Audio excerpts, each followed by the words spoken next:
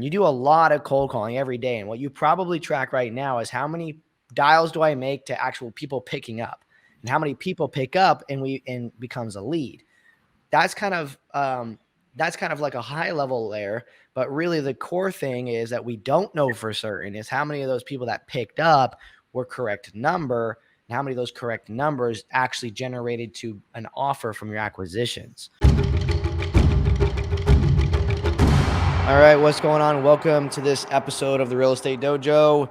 I'm really excited to have Alex in the room today. He's been a ninja for a while. He has an awesome story. He's actually a virtual wholesaler.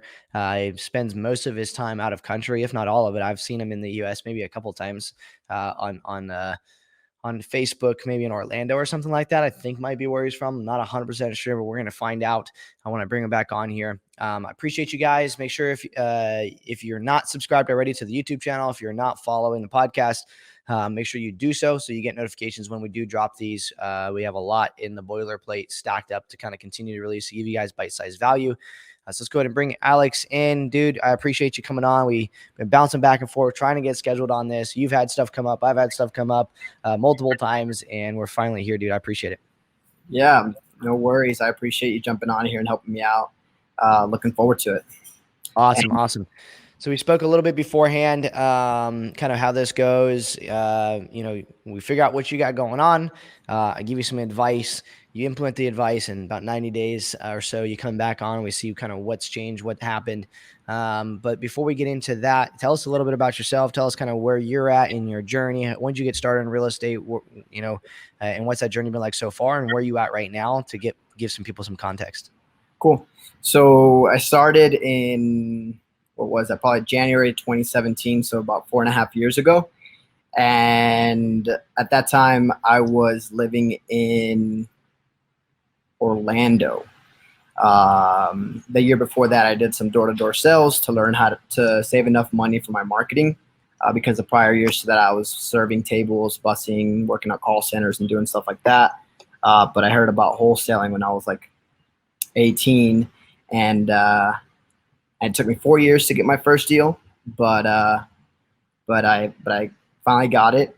And then let's see, one of my buddies, Tom Myers and James, actually helped me get started in the business. So I started marketing in Jacksonville, Florida, because they were doing all of Florida. After about a year, I expanded to all Florida, and mainly doing cold calling. And then I started doing texting, I think 2 years in, and I was a one-man show for the longest. I definitely have struggled a lot. I feel like I see a lot of people coming in and just crushing it from the get-go. It's definitely taken me a long time to get to where I'm at right now. I'm grateful for where I'm at, but I'm not where I want to be. And that's kind of why I want to jump on this call to see if you can help me out. But yes, I've been living in Colombia for 2.5 years. I haven't gone to the States since December 2019. So it's been a while since I've been in the States. Gone to different countries like Mexico, actually just Mexico, and then here in Colombia, spend most of my time.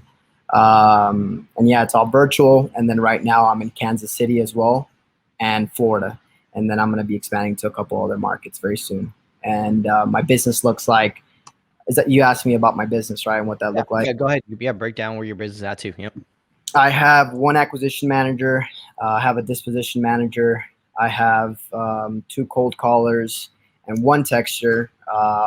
Actually, one of the questions I want to ask you about, because I just moved them to cold calling. So three cold callers, and then I have a virtual assistant as well, that does all my data stuff, like cleaning my lists and skip tracing and all that. And then I'm doing right now anywhere from, last month we did four deals. The month before that we did 3. Right now I have about 5 under contract, maybe 6. And yeah, that's where I'm at right now. Awesome. And as far as like, are you strictly wholesaling? Are you doing any flips virtually or anything like that, or just straight wholesale? Straight wholesale. Right now, I do have a deal in Riverview, which is Hillsborough County, that I'm gonna buy and put a little bit of work into it, and then flip that. ARV is Okay. like 340, and I got it for 180. Nice. Very And nice. Okay. And do you have any virtual listings, any type of agent activity, referrals, anything like that? no, I No. don't. Mm-mm. So, I need to so get into that. I've been procrastinating. But yeah, I definitely want to okay. get into finding a realtor that can help me out with listings. Cool. So, all right, cool. So tell us a little bit about now kind of have an idea of when you started, kind of what your operation looks like, all virtual out of Colombia, in Mexico, and you got a nice core team going on. You primarily do cold calling and outbound marketing. You're not doing any inbound right now. Nope. No. That's Okay. another thing we want to ask you about because I want to start Perfect. getting into that. Yeah. Okay. Well, I definitely have an answer for that. Okay. So, um, tell me when it comes to the products that you're using right now. What's your tech stack look like? We understand kind of what your people stack looks like. What's the tech stack look like? The tech stack, um, as far as like my systems, like what I Yeah. use. Like what tools? Yep. Okay. So I use REISift, which is the best of the Okay. best. And, Boom. and then I also use the Smarter Contact for text messaging, Calltools, Skip Genie, and Podio for my CRM. Okay. And then to communicate with my team, I use Skype. Skype for the team. Okay. Yeah, No Slack, just all Skype. yeah, I'll Skype. Okay. Cool. Should I make the move? Um, Everyone's been telling me to make the move. Yeah, it just depends. Slack has benefits, but so does Skype. Mostly, I've never used Skype for like group conversations before, so I'm not really sure how that functions. But it one or the other. Okay, so and on your team, what's their placement look like? Are they also all in Colombia or No, so I have my disposition managers here in Colombia, and then the three the cold callers and texture are in Mexico, acquisitions in Mexico, and my virtual assistants in Pakistan. okay? So a distributed team. Is the people that are in Mexico, are they individuals that like when you go to Mexico that you can meet with in person, or are they like kind of across in like kind of spread out in Mexico? Um, no, but I met up with my acquisitions back in January Okay. because he was in How's Guadalajara, but they're kind of spread out. Gotcha. Okay. Cool. So which cold calling were you using again? Calltools Calltools. Okay. Version 1 or their new one? version 1. Okay. Yeah. All right. So now we have an understanding there. Tell me about kind of like your marketing flow. What you got going on there? What's your marketing flow look like right now? So each rep sets anywhere about minimum 2 appointments when my campaigns are good. Two appointments a day. Sometimes they get up to 7 a day.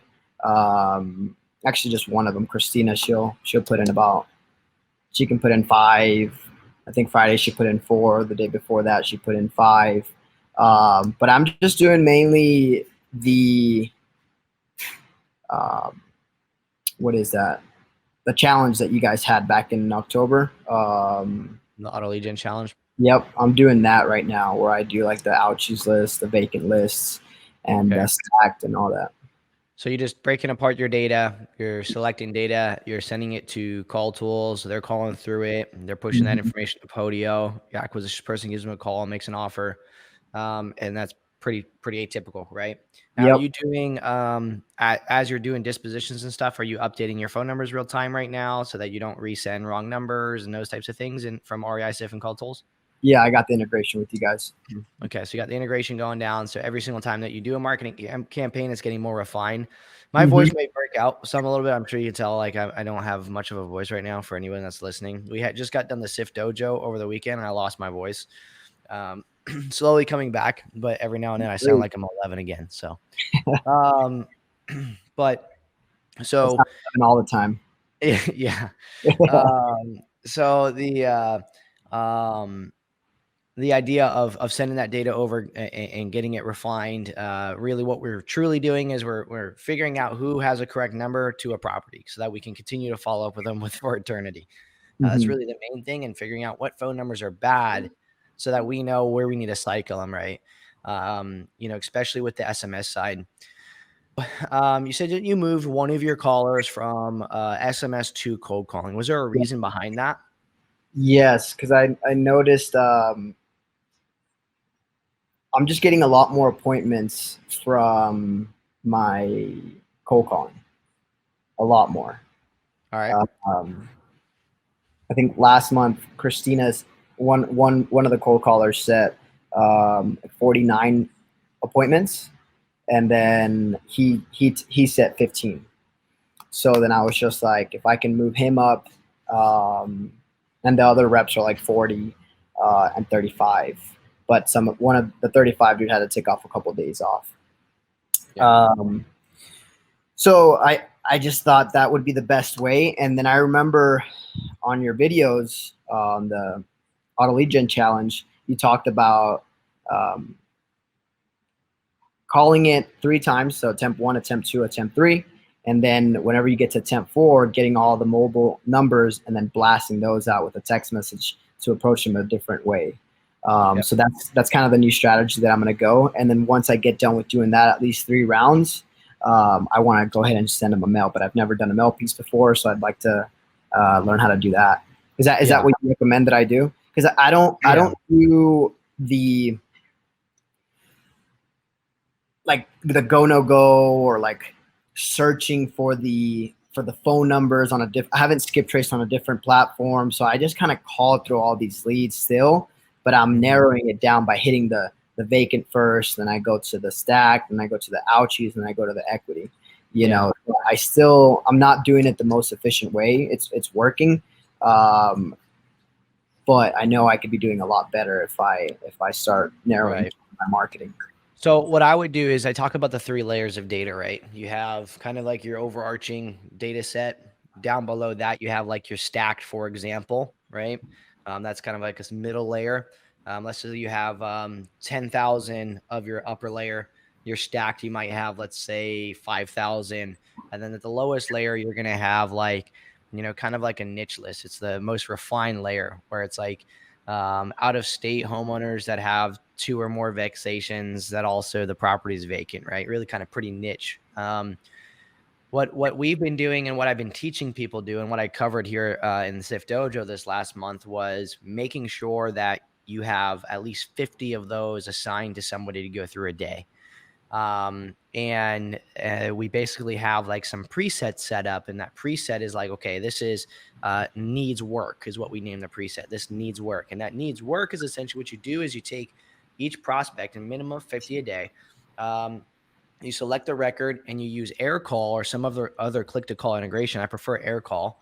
And you click the phone number, you call it, and whatever happens in a conversation, you dispo accordingly. If it's the wrong number, dead number, or whatever, you tag the phone number, move to the next, move to the next, move to the next.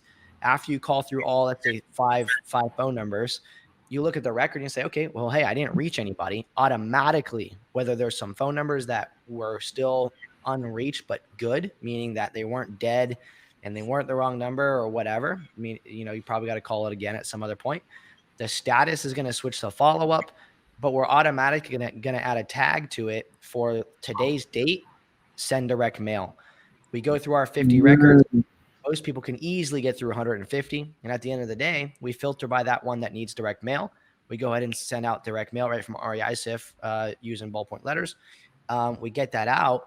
And now all the ones that were for follow-up, once a week, we go back through the follow-up ones. And if after going through those follow-ups, 3 times, we still didn't reach those numbers that were still, ringing, but nobody answered, we go ahead and we change the status to deep prospecting, so that we can have another VA, the one in the Middle East there you mentioned, or Asia, which was it? Well, I think Middle East, Pakistan.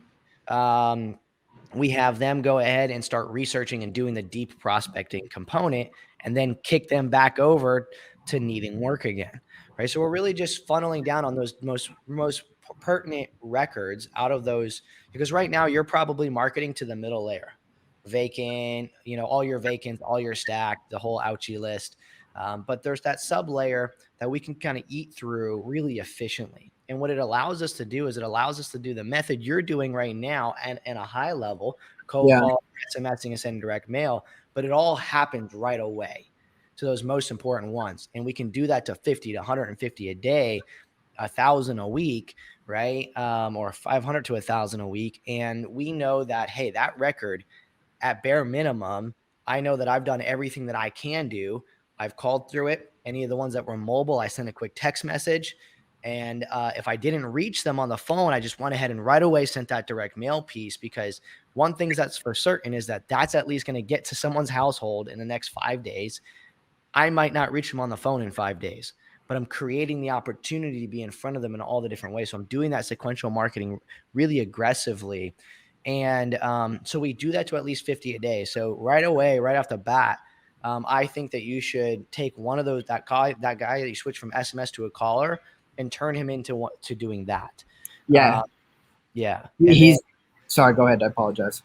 Yeah, and then he'll basically be doing that. They'll continue hitting that middle layer, and you're just going to assign him some of the 50, at least 50 a day, or X amount for the week, and let him work through those. That way, you know, and what's cool about it is you start getting a progression where it's like, okay, I can see, there's a whole tracking methodology to this as well. We use an app called tallycount.app. Tally count, make sure that's accurate. Yeah, tallycount.app. I'm going to drop it in our chat here on StreamYard. So I think that'll work so you can see it maybe. Oh, no, I can't. But I'll get it over to you, and we'll put it in the show notes for those on YouTube and everything. It's called tallycount.app. And what we've done is we've created it where it's like, okay, number of prospects, number of, here, I'll actually have on mine, number of prospects. Let me share my screen, actually. I think I can share my screen on here. Share screen. Boom. All right, sweet. Can you see my screen on Tally Yep. Count? Okay. Yep. We have, you see, you can add, it's really simple and it's free, which is awesome. We create these different tabs here. Number of prospects, number of dials, and you can reset this at the beginning of the day. Okay. Number of wrong numbers, number of correct numbers, how many were leads, how many offers were made, if it was a dead phone number, right? If it was a DNC, if it was unanswered, and then if it was sent to Davy Jones. Davy Jones is what I started calling deep prospecting, because I was like, oh, we're going into the deep, and I just thought of Pirates of the Caribbean. So Davy Jones. And what's cool is at the end of the day, essentially what you do is you take this information, okay, you take prospects, dials, wrong number, so on, you take that and you just populate the same exact information over into an Excel document or Google Sheet, and you start seeing a pattern. Like, okay, I was 15 prospects, which I dialed, let's say 45 phone numbers. 10 of them were dead, and let's say that 5 of them were correct number. 2 of them became a lead, and 1 of them was offer made. So we get to see the difference between dials made and actual correct numbers, and more importantly, correct numbers to actual offers made, which is really the most important metric. Correct numbers to offer made. Correct offers made. Right. Because you do a lot of cold calling. Let me stop sharing. You do a lot of cold calling every day. And what you probably track right now is how many dials do I make to actual people picking up, and how many people pick up and becomes a lead. That's kind of like a high level layer, but really the core thing is that we don't know for certain is how many of those people that picked up were correct number, and how many of those correct numbers actually generated to an offer from your acquisitions, right? And we get to see that directly right through here. And so we're kind of removing all the noise, all the fat, and hopping right to what truly matters, to those most important prospects. So right now I have offers, and I have the KPIs for offers. Actually, I got calls, offers, contract signed. But you're saying go deeper to correct numbers. Right. And it's only going to be in this methodology. What you're doing now is great for bulk marketing, right? Right. And And it's okay because we're hitting that top layer. And the only reason we're hitting that top layer is so that we can kind of have people working. But imagine instead if you had your whole team doing 50 to 100 records a day, 50 to 150 a day, doing this strategy, and they had the ability to tag it with the direct mail. And out of those 50 to 100, let's say you have a team of 300 as your team, that's 300, and 10% of those end up getting added to direct mail. It's 30 records a day being added into direct mail. So you're organically building direct mail campaigns around the people that you know you're already you're not getting in contact with. So it's really, really powerful to just remove the fat. And then your metrics, your call metrics are really, really powerful because it's like real time, like human. It's like human intelligence of what actually happened. Okay, they didn't pick up the phone. Oh, that was wrong number. And they're updating that in REISift because you're already updating correct numbers in REISift. As they're calling, if they pick up the phone and it was the correct number, you're sending that to REISift and it's getting tagged as correct number. That doesn't necessarily mean it's a lead. It means that it was correct number and it might have been not interested. But you get to see that really at face value when using tally count and this other metric. And as REISift as a product, we're building this out even more so. But I found this app tally count. I was like, this is perfect. This does exactly what I needed to do. And it's free. Are you kidding me? So it's great. So that helps us remove the fat. A simple Excel document, tally count, and air call to do the click to call. It's great. And what's really cool is if, like you said, you have an acquisitions person in Mexico. So let's just say your guy doing the tally count stuff is sitting there and he's dialing and gets a correct number. So boom, he clicked prospects, he clicked dial made, and then he picks up, hey, I was calling about property 123 Main Street. I was interested to know if you'd like to receive an offer. They say, yeah, that's my property. I'm interested. Boom, correct number is tallied. Boom, lead is tallied. And now we get to see really the metric of how many dials are made to create these other bigger things. Like, what about how many dials are made versus how many are dead? And we start kind of getting a really good insight on that. So we can truly say, okay, cool. If I have a guy reach out to 100 people a day, that's going to convert to this many leads. And I know how many dead phone numbers are going to convert. I know how many direct mail pieces I'm going to end up having to send because it's happening real time. The sequential marketing is happening real time. If they don't pick up the phone and it's a mobile, I'm sending a text message. If they don't pick up the phone and no one answers and it just continues ringing, cool. Then I'm going to move on to the next one. And then I'm going to change the follow-up. So there's a sequence, a really simple sequence to follow through with it. And you can knock out, once you get it going, you can knock out, some people's VAs are doing 100 an hour, that's like 800 a day. That's more powerful than your 1,200 a day from your power dialer. Right. That's 100 prospects, which equates to and that's full vision on that prospect compared to it's 1,200 numbers. I don't really know who, what, when, or where. More niche sellers. Yeah, and it's still and when you get powerful with it, you can be just as functional, just as quick and convenient as using a predictive dialer. It doesn't mean you don't necessarily not use a predictive dialer. It just means that it has its place in your company. But typically it'd be better to have that person, let's say, calling just straight high equity, right? Instead of some of those other ones. And what you're really doing is you're building up. And earlier I said, are you doing any inbound marketing?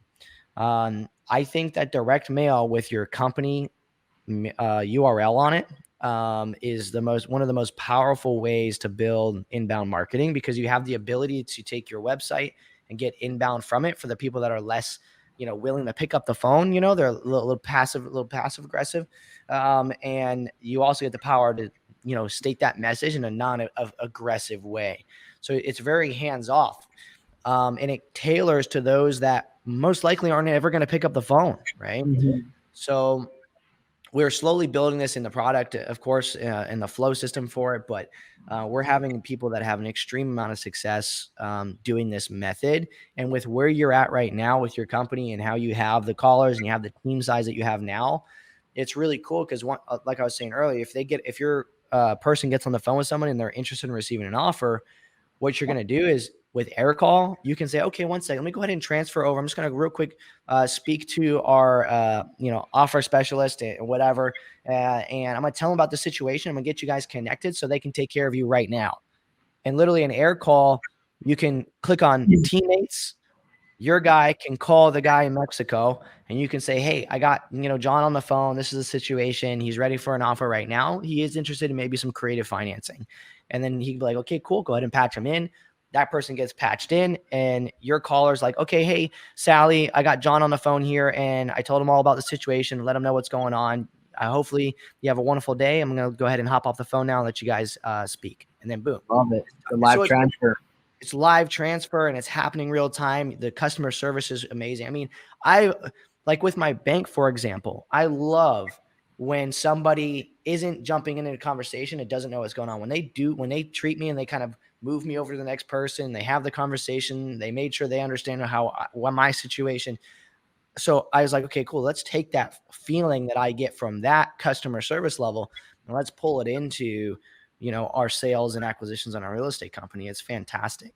Yeah, I like that. So that solves your issue with, where to put your people in the sequential marketing, when to send an SMS and when not to send SMS. It handles the flow and the rotation of that data. It narrows it in on the people that you need to be speaking with. And it also starts creating inbound for you at the same exact time. So it's all win, win, win, win. So I pick 50 leads, right, on REISift, and I put today's date for it. My guy Mario, he's gonna go in there and call all the numbers. Say there's 5 numbers per prospect. He's gonna call all those numbers, tag them accordingly, right? Send a text after every call, if they all work. If they all go to voicemail, leaves a voicemail as well. Yeah, you can leave a voicemail. If it goes to voicemail, you can leave a voicemail. What I'll do real quick is I'm just going to share my screen again, and I'm going to show you kind of the flow real quick. Yeah. So we have tally count up, so we want to make sure we have that up. Air call has an app, so we make sure air call is open. Okay. No, not now. All right. So we see air call is open. We got tally count. I'm going to go to REISift. I'm going to log in. We just updated our website. It's pretty nice. Nice. Log in. I'm going to go ahead and just show you like one of my acquisitions, right? So inside of REISift, I would just, for example, click on, let's say, stacked. It doesn't really matter which records you choose. You can just choose 50. So I'm going to say stacked vacant property, yes, and then, apply. And let's see how many I got. I got 441. So maybe I want to narrow down a little bit more. Let me just look at a zip code, 32505. Let's do that. So my out of filter block. You could do out of state. Yeah, I could also do maybe out of state instead and narrow down there. And that gives me 34. Perfect. So I'm going to select all these records and I'm going to do manage. I'm going to assign to a user and I'm going to assign to Hunter. Okay. I'm going to save and assign.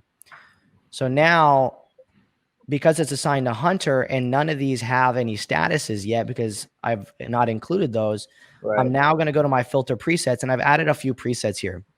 And one of them is AQS deep work, which is essentially property statuses do not include everything, and then assign to Hunter. And I'm going to click apply.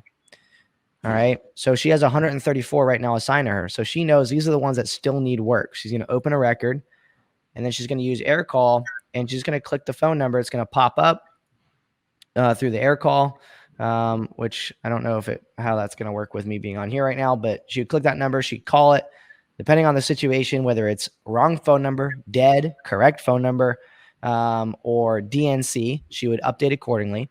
If she reaches them and they're not interested, she'll just switch to not interested. If she goes through all phone numbers, like in this scenario, and the person doesn't answer, well, then she's going to switch to follow-up. If they do answer and they're interested, she's going to switch to lead, so on and so forth. It's a typical distribution. And this is why REISift should be the CRM for nearly everybody because of this fact, right? So follow-up is going to be if they do answer, but they need you to call back later. Is that what you said? Right. Or what would your follow-up be? Or follow-up realistically is if you call through all the phone numbers and you didn't reach them and there's still phone numbers that weren't dead, but they still rang, we would want to follow up. So it's essentially like your second and third attempt. You use follow-up. Cool. So You're once texting- that's done, you're if I texting call this on- number, You're texting on the like right here, all these numbers, correct? As you're right on doing the fly. So we text here. So air call, if you're in their beta program, you can actually send SMS through there. Otherwise, we use sales message, or you can use Text Magic or any other single text messaging platform. Okay. But AirCall does have under their beta program right now the ability to send SMS as well, right from AirCall. And then we'll also be building in single SMS directly in here as well in the future. So what you'll do is in this scenario, let's say I dialed this number and they didn't answer. Okay. I'm going to go ahead and right away. And today's date is the 5/25. So I'm going to say 25 May direct mail. Okay. Add a tag to it. All right. So now that's on there. And I'm going to go ahead and go back, right? I'm going to go back to records. I'm not going to actually dispo that one. I'm going to click on the next record and I'm going to go through these the same exact way. I'm going to call through each one. I'm going to tag the phone numbers. I get through them and I didn't get a hold of anybody, but I still have a couple of numbers. I don't care. I'm still going to send the direct mail. So I'm going to tag it with that one again. I'm going to go to the next one. I'm literally going to go through each one. And as I'm doing that, I'm hitting, okay, I went through one prospect, two prospects. I dialed 7 phone numbers. There was one that, let's say 4 that were wrong number. 2 of them were correct number. But if there's 2 that were correct number, that means you're either going to have a lead, you're going to have DNC, or you're going to have not interested, right? Which actually is one that should be in here. Okay. So those correct numbers are going to have a result. They're going to turn into something. So the question is, what were they? Because we want to know the difference between how many correct numbers do I get and what does that convert to? Because most people's metrics are wrong, right? They think they have to dial 1,500 phone numbers to get 3 leads, but really what they need is 15 correct numbers to get 3 leads. You see, it's a real different metric when you think about it like that. It's not the amount of dials, it's about the amount of correct numbers. See what I'm saying? Right. So then we're going to continue going through. And then at the end of the day, you're the manager of this person, because if Hunter logs in right now, she's not going to see any other records except for the 132 that she has assigned to her, because her role inside of REISift is only to see the data that she's supposed to see. She doesn't see anything else.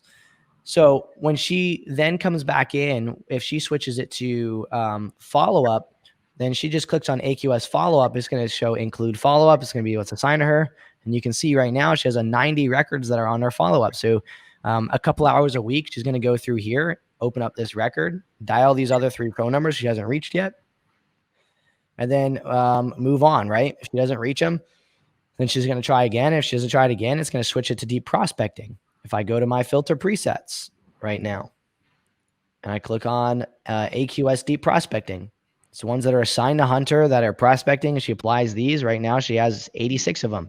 These are 86 people that all phone numbers were bad, wrong, dead, dead, wrong phone number, right? When does it go to deep prospecting? Like, when do you move it? After you've called through a record, and let's just say, because when you call through a record, typically you're going to know if a number is good, bad, or dead, at least a certain amount of them. But sometimes if it's a bunch of phone numbers on a record, there might be 2 phone numbers where they rang and they didn't answer. We're going to try and go through those a couple more times through the follow-up, but we're still going to get that direct mail piece out. And after we go through that a couple more times, it could be in the same day, whatever. We're just going to call those numbers a couple more times to see if anyone picks up. And if they don't, we just kick it to deep prospecting. And I think what you send the direct mail when? Okay, yeah. So let me cover that now. So, a couple times. So now I send the direct mail after we call through a record one time. Okay. And we don't reach anybody. Because I'm not going to wait and assume that in 3 days I'm going to, right? Or in 5 days I'm going to, because there's a good chance I'm not going to, right? Right. I want to get that direct mail out. So at the end of the day, then the manager comes in here, and the manager goes, and you can create a preset for it, but it's as simple as clicking on tag, doing 22 May, clicking apply, and I have these 2 records here right now. These 2 records, I would select them, go to send to, direct mail. I like this postcard best. It says, I'm interested in person, or it's a letter, not a postcard. Dear Susan, I'm interested in purchasing your home at 123 Main Street for cash. Give me a call at blank if you're interested. Really simple, really sweet. This is the envelope that it goes in. Okay. So you select it and you just click next, and you literally just go through the process, and you do that at the end of every day. You might have 15 or 20 here. Right. And then once we do that, once we do send it here in that mail send, you'll add the tag for direct mail May, 2021. And for the whole month of May, every single day, there's going to be some that are tagged with today's date, just so that I can come back and send them all at one batch out at one time. And then when I send out that batch, they're going to get added to that month's. Next month in June, I'm going to filter by May's tag, and I'm going to go ahead and send them another set of mail. But throughout the month of June, I'm also going to have the same exact thing happen. So you end up having and stacking up, if you're doing, let's say it's 15 that you're not reaching a day, times that by, say 25 days in a month, that's 375 postcards or letters that you're adding into the mix over the course of the month, times 12, that's 4,500 that you end up by the end of the year that you're sending a month. And so but those are only to the people you're not reaching, right? Meanwhile, because you've already, while that mail's going out, you've probably already realize that you're not reaching the other phone numbers. So now you kick it to deep prospecting, and now you go through that, approach of researching the siblings and the family members and stuff like that, so that you can end up reaching them. But we're not going to stop the direct mail, because it could be just that, the same person hasn't seen it yet. Right. So you that's keep mailing. So say tomorrow I have my cold call, or not my Mario, who is my texter / cold caller. He's gonna have 50 today, 50 tomorrow, 50 every day, 50, right? And then for the month, 50 times 30, or actually it'd be less than that because he doesn't work the weekends. What is that, 20? 20 times 50, right? I don't know what that is, but that's how many he's gonna have per month if I decide to do 50 a day. Now we're gonna mail all those 50, the people who don't answer, right? We're gonna mail all those, and the next month, if we didn't reach them again, we're gonna mail them again, and then the next month, same thing. The people we don't reach, we're gonna mail them again and again throughout the whole year. Yeah, and the month prior, they're gonna get added into the next month mailings. And Okay. then the month prior, and basically at the end of every month, whatever mail was from the previous month, you're gonna go ahead and send out. Okay. Because the problem is that you don't know if it was the 31st of May or the 1st of May that tag was added. So we do have something coming to be able to do a filter by that, but essentially you're going to start June 1st off as if nothing happened in May. That because mail's already out. You're going to continue to do the same process over June, and at the end of June, you're going to say, okay, let me go ahead and send May's bulk out. You're going to filter by May's tag, and you're going to go ahead and send it out, and you're going to add June's into that. Right? You're going to add the June tag because now you sent that mail in June. Meanwhile, all the mail from June has already been added to that tag. So in July, at the end of July, you're going to filter by June's tag, and you're going to send direct mail, which is going to include May's and June's. Right? And then boom, that's going to go out. And now you've just added, that tag for July, and it just continues to stagger like that. So you're sending off every single day. You're sending, between, 10 to 50 new, letters. Those are stacking up. At the end of the month, you go back and send your previous, direct mail for this to make sure they're getting hit every month. And then it continues, just kind of like evolves, where by the end of the year, your December 2021 tag is going to include like 5,000 prospects that you're starting to mail monthly. Cool. Nice. I like that. It's really smooth. It's really efficient, and it really works through the data. And 50 is the bare minimum. I mean, there's like I said, there's VAs doing 50 an hour, 100 an hour, right? And we have a really freaking awesome feature coming out called Ninja Mode that's going to make this process like so much more efficient with the single line dialers. And I'm really, really excited for it. That, and with task management releasing in a couple weeks, you're going to be able to, instead of having to just add follow-up, you're going to be able to add a follow-up and then add a date to it and stuff like that. So you can filter by that and not just aimlessly follow up. So, Right. Yeah, it's really efficient. And soon Awesome. I'll be able to get you off of Podio and you'll just use REISift. You're gonna, what are you thinking for that? Because I feel like right now, I can't see how I could use REISift as only my CRM. But what do you think? Because you're probably only using, what are you using your CRM for? Tasks? Tasks and stages of leads. And I guess Stages of leads is presets. That's already there because you have statuses and you have presets. Those are stages because all stages are in Podio. They're views, and a view is filters because you got to click the filters, make the view what you want it to do. It's the same thing as filtering in REISift. So the only two things that people use Podio for is automated follow-up and tasks. That's really it. And so we have tasks launching in 2 weeks. And as far as the automated follow-up, most of the time, that's a BS for most companies because it's not even, they're following up. You might have like 10 freaking people you got to follow up with a day. You might as well just add a task and just have your lead managers do this manual text message. And if they respond, handle it right away. The automated follow-up thing we are adding by the end of this year, they'll have automated follow-up, but we're making sure that we're integrating with the right platforms to do that. But nevertheless, most of it, it's not irrelevant, right? Podio and everything else. It's just the reason people use it. A lot of times it's just that they don't really need to be because it's more of a process that's missing in their company that they're offloading to that service rather than implementing a process. Like, for example, the tasks, right? I've said this a ton of times, like people pay $200, $300 a month for tasks in a Podio like automated system, but they're only generating X amount of leads a day. When that could, simply be used with Google Tasks, and it's much more efficient. And literally massive companies like Salesforce use similar processes.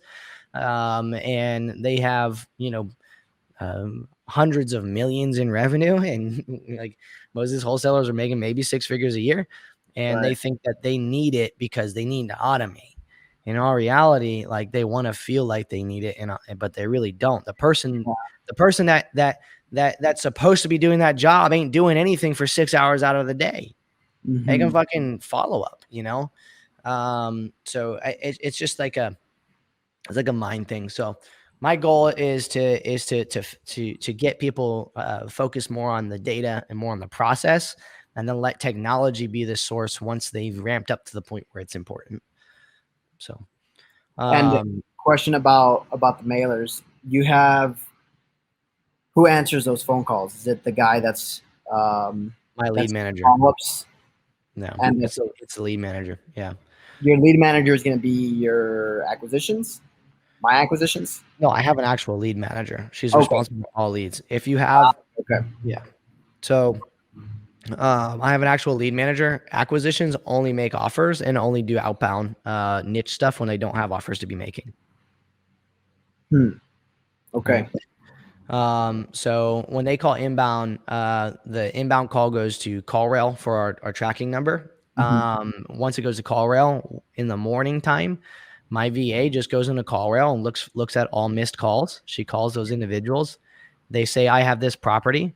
Before she calls them, she searches the number in REISift that was inbound to see if we actually have that phone number. And if we do, then we know that's their property. If we don't, then we ask them, and then we search the property inside of REISift, just like anybody does. And if it's not in there, then we go ahead and we do add new property, just like you're adding it into a CRM like normal. And that's it. It's really simple. So, yeah. So is that, obviously that's what you're going to recommend I do, get a lead manager? Yeah, I mean, if you don't have a lead manager, especially if you're doing, if your guys are getting as many leads as you are through cold calling now, I would highly suggest definitely getting a lead manager. I had one of my cold callers doing it. I didn't find it very, maybe I wasn't doing it right. But what I've been doing is after a while, I'll just like at the end of the month, I'll just text all the older ones. I'll mass text them all, everybody on my CRM, and then try and get Yeah. another conversation going with them again. The thing is that your lead manager is like the lead manager is the branding for your company. It's the person that everybody that it is where 90% of the rapport is built. That rapport and that confidence of your lead manager is then being passed over for your acquisitions to make a valid offer. Um, Mm, so your lead manager should know what's going on. At the end of every week, you should be filtering down, and your lead manager should be reaching out to those that she knows are people that need your guys' help, and seeing if she can't spark anything up. She should be handling most of all the stuff that you're probably automating in your follow up. She should be doing that herself. If you're gonna send out bulk SMS at the end of the month just to hit everybody, she should be the one responding back to those, and it should be tailored to her and her voice.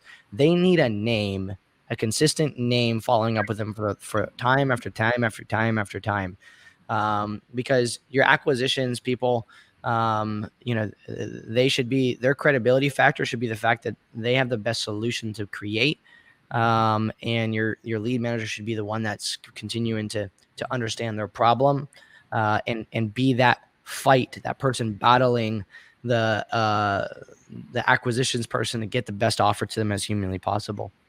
And it's kind of like an ability to transfer that authority. But more importantly, it's the leads are the lifeblood of our business, right? The data is lifeblood, people are lifeblood, and so I think a lot of people have like 2 or 3 acquisitions people, but they don't have a lead manager, and their acquisitions are doing follow up when their acquisitions should only be making offer. You should fire the 2 of the acquisitions, and have just 1 lead manager, and 1 acquisition. Because if that acquisitions person isn't making offers, for every second of the day, then you're not generating enough offers. You're right. generating opportunity, but that opportunity should be cased and T-balled up via the lead manager, and then served to your acquisition so that they can focus on becoming more knowledgeable in offer creation, not how to follow up with people. Right. Yeah. He does So spend a lot of time on follow-ups. yeah, and if they're not making offers, then they should be doing this process I just went over with to create opportunity for themselves, not following up with old shit. The lead manager should be doing that, following up with old shit and trying to revive the old leads. It's a conveyor belt, right? It's a train in a circle, so all you're doing is kind of keeping everything moving. Everybody should have a defined role that specifically that they're doing an SOP. Like, hey, you're gonna wake up in the morning, lead manager. You're gonna look at those the call rail. You're gonna see if we had any inbound from direct mail. If we call back all the people. Once you're done doing that, you're gonna start calling back your follow-ups that you have, that you need to talk to, that are warm. And then after you get done that, you're going to go ahead and just randomly choose some of the, older or ones that are in the future, follow up, make sure they're doing okay. Sally Joe that you knew had a surgery coming up, make sure she came out okay, whatever the situation is. And once that rapport is built and they're like, yeah, I think I'm about ready to make, to do something, they're going to kick it over to acquisition. Meanwhile, the acquisition is going to make the offer. And after the offer is done, if they don't have no more offers to make, they're going to hop in there. They're going to have a preset, say, John needs work. So John's going to click on the needs work for his name. He's going to have 50 records staged up for him. He's going to start working through them and creating opportunity. And what you do is those ones that they develop themselves through doing outbound, right? They get a better commission rate if they kick up their own opportunity through the data set, right? Right. And encourage them then to go out and eat to kill what they eat or eat what they kill. So it's like, some people don't agree with that though. Some people don't agree because they say, oh, acquisitions, people, they only want to be making offers. They don't like the administrative stuff. I'm like, oh, then I think you got the wrong acquisitions person. I think the acquisitions person enjoys, creating the deal, having the conversation and working through it. And if they don't have anything else that they're doing, it's no different, right, than a door-to-door salesman, right? You're creating opportunity. You're going to the door, you're knocking on, you're having a conversation. It's just through the phone, and you're specifically targeting people that are in positions where they need help. Yeah. And it also gives you the ability to develop your acquisitions people into specialist, right? Only assigning one of your acquisitions tax delinquent stuff rather than probate stuff, because the tax delinquent stuff, they're a fucking baller at. They like the legislative. It's sexy to them. They get to handle the issues, so it creates more of an environment that's more traditional to what like an outbound salesperson is in most bigger organizations, such as, like software companies and, um, timeshare salespeople and stuff like that. Okay. So Cool. then you would put my acquisitions, instead of doing all this follow ups that he's doing. That's what he spends a lot of his time doing, following up. Um, you would get him to go through the process that you just talked about, the 50 leads per day, and Yeah. then sending out the mailers to them. They should be doing high income producing activities. Follow up is not one of them, because it can be handled by someone that's a lot cheaper. Mm, What is high income is if they get on the phone with somebody that's fresh. That's more income producing, in my opinion. okay. And what would you pay this lead manager? Lead manager, it just depends. If it's in like US, 1,600 a month plus 3 to 5% commission. Okay.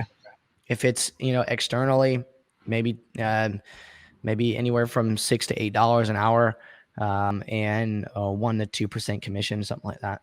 I'm not. It's hard because I don't necessarily believe in paying people less if they have the skill set. You know what I mean? Right. Like if someone's in Mexico and they're just as good as someone in the U.S., even though they're in Mexico, I don't believe in paying them Mexico wages, because Right. I hate that. I'm not a huge fan of the whole, valuing people based off of where they're located. I think it's valuing Right. based off the person. So it just really depends. I think it can be looked at in either way, but I would pay no more than 5% on a commission basis. If they are only commission based, then I could go up and go above that. But if you're paying them hourly, I would say 3 to 5% or less on a commission basis, in addition to an hourly wage. Yeah. Okay. Cool. Awesome. Yeah. Appreciate Awesome, that. bro. So we kind of solved the fact that you didn't have no inbound, right? By creating Nope. a process to also do outbound and create, or really high value inbound Mhm. opportunity. We kind of talked a little bit about where you should put your people. And I think that was kind of really the two main things that you're kind of struggling with a little bit. Filter down by those small data sets, get one of those individuals doing that. Well, it's, by the way, the thing I just covered is called the Sensei Flow. So get them doing the Sensei Flow, use tally count, make sure you're reporting that back to a Google sheet so you can track those metrics, nerd out on those metrics and see how many dials are being made to get a correct number. And we'll kind of go from there. We do have a blueprint coming out for that whole process that you'll be able to reach out to, but I think this is enough to kind of get you started. If you have any questions about it, however, I know that you are a business plan and that you have premium calls. So go ahead and set a premium call up with Zach, and he can cover this Sensei Flow with you. Awesome. If you need any else from that. So, do you have any lack of clarity in at least some of the things you got to execute over the next 90 days? I mean, that was the main thing that I wanted to talk about was mailers, and then kind of looking at my team and how is that looking, and if I should change anything around. So I think you hit that right in the head. Do I have anything else? Let me see.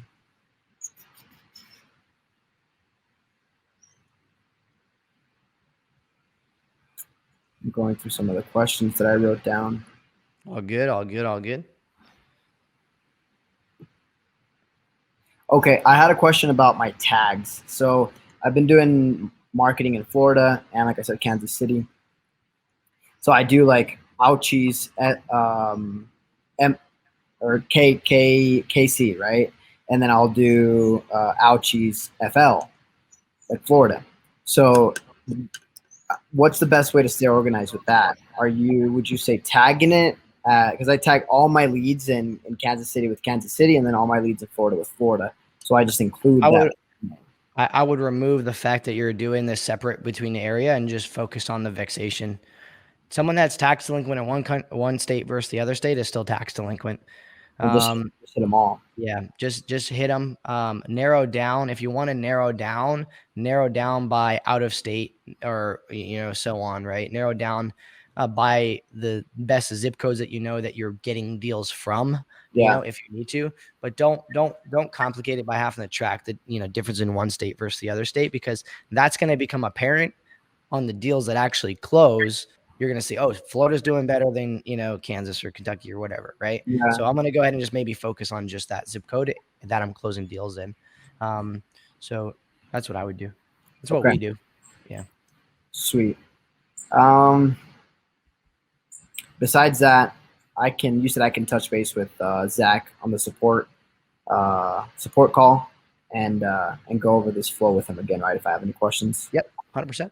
I'm just going to put it into action today, and then I'm sure massive imperfect action on it, because the simplest thing that you're going to need to add air call into your flow, get that set up, and then you're going to need tally count, and that's it.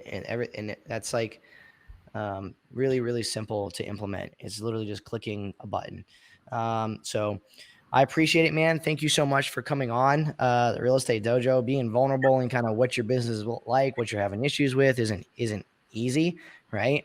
Most people, when they go on podcasts, it's because of the successes, not because of struggles. And that's why we created this, because there's a lot of people having struggles, and hopefully the issue you were having was an issue someone else was having, and this gave them clarity on what they need to do. So I do appreciate it. How can people that are curious about like the whole, virtual side and stuff you got going on, how can they reach out to you, man? They can go on Instagram, follow me on Instagram and DM me there, alex.gaona, Gaona. That's the best way, I would say. Cool. Yeah. Or on Facebook. I'm in the group. Yeah, in the Facebook Real Estate REISift Mastermind community. He's also usually on our bi-weekly REISift Mastermind calls. So awesome, dude. I appreciate it. Thank you, everybody, for tuning in to the Real Estate Dojo podcast, or the I don't even know anymore. Like, we just kind of like wing it. We just wing this was awesome.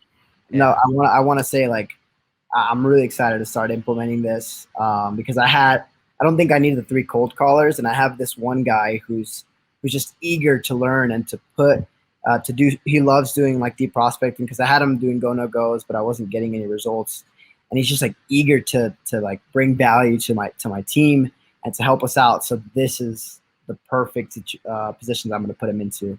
So yeah, 100%. So much for this, brother. 100%, dude. I appreciate it. Thank you again. If you guys aren't subscribed to the YouTube channel, be sure to head over and search REISift and subscribe to the YouTube channel, as well as you can search for the podcast inside of iTunes, Spotify, and all those other locations. If you need anything whatsoever, head over to reisift.io, click on the support button, and talk with us, and reach out to our team, and someone will get you in the right direction on where you need to go with your real estate company. Thank you guys so much. Peace.